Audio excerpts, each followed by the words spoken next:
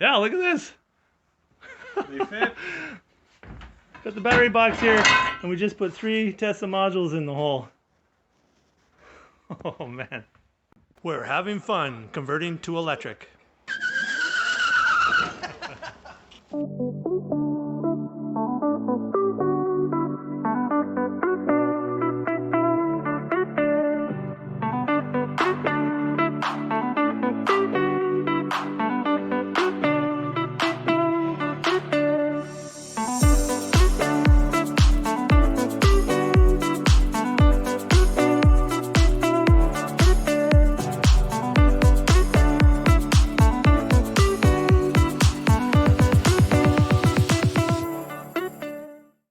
Yeah, they fit nice and snug. There's a little bit of play for some foam that's going to get put in. Is on that side we're doing the coolant. So with the cooling system, we've got these quick release fittings, straight and right angle. So the fluid comes down into the battery box, into the first module.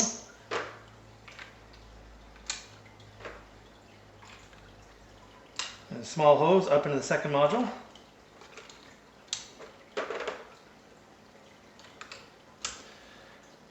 Up into the third module. And then out of the battery box. Now you just did a straight edge to see how the plexiglass is going to go. Yeah, so we're just, You want a little bit of room in there too. so you can see we have about a 1/4 inch right to the top. Perfect.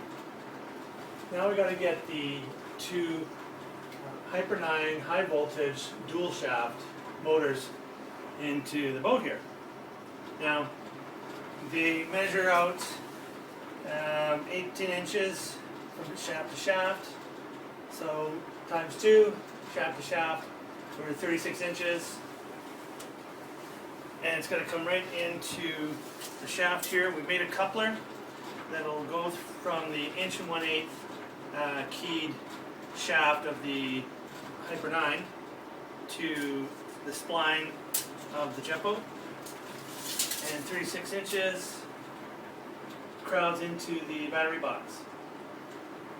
So we really got to get the motors in here to determine the final location, because we could even cut an inch or so off the spline here too. And then when it's got the motors located, then we can bring the battery box up close, and then we're going to put some aluminum sheets down, close in the motor compartment, and that'll give us areas to mount the charger and Orion BMS unit, which I think we'll put right up in here between the modules. Okay, we just got delivery of parts from Canadian Electric for the Jetboat. I'll put a link to their website down below. So we got, phew. It's just like Christmas. So we pulled everything out that we got from Canadian Electric, and not everything came. Like we're still waiting for some gauges and the controllers and the motors themselves. These net gain Hyper 9 high voltage motors are still on back order. One of their suppliers is no longer. To be more specific, the supplier that made the encoder bearing, and apparently they're still struggling to get a new supplier. But in the meanwhile, we'll pull everything out and show you guys everything that we've got so far. What we got here, Brian? Well, this is the brains of your operation right here. You've got your battery management system, associated cabling, you get thermistors, you've got your main harness, we've got our cell taps for your Tesla modules, which we already, we did the breakout chips already. And yeah, we need those because we're thinking about doing seven modules now. That's right. So we definitely need that. Yeah, we got enough here for 8 modules, and we've got our main fuse holder here, and we've got our main maintenance disconnect kill switch. Yeah. We've got some contactors here for building our contactor box. 3 more of those coming. 3 more of these coming. Yeah. That's, you can barely see it because we want to keep it protected in the little bag until we need it.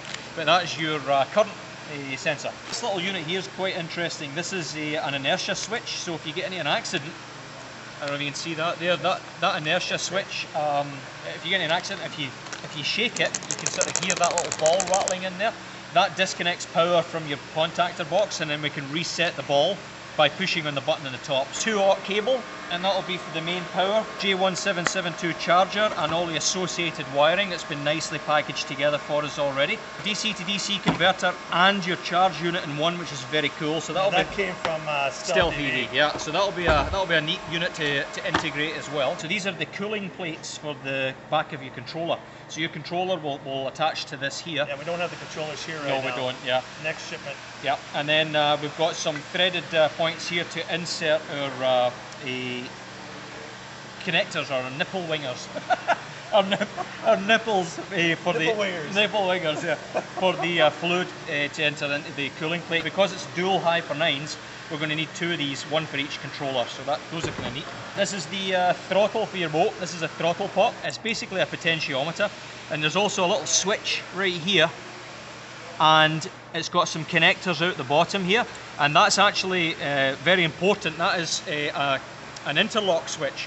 So that means that you can see there when the throttle is closed, that it activates this interlock switch, so that if we get any erroneous information from the throttle, like it sticks on, for example, as long as that switch is contacted, it will not allow a runaway throttle. It's a safety switch, essentially.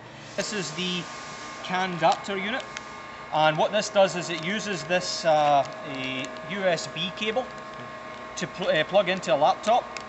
Laptop plugs into the CAN adapter, which plugs into your BMS unit and allows us to program the BMS and set it up to go with your Tesla modules there, so we can monitor our batteries. It's a good start. We're still missing the motors. We're still missing the motors controller. are on back order for a couple more months Yeah. yet.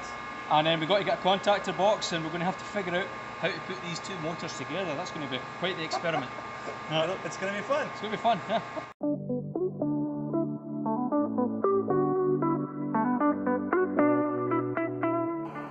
Electric, zero emission vehicle. Go green.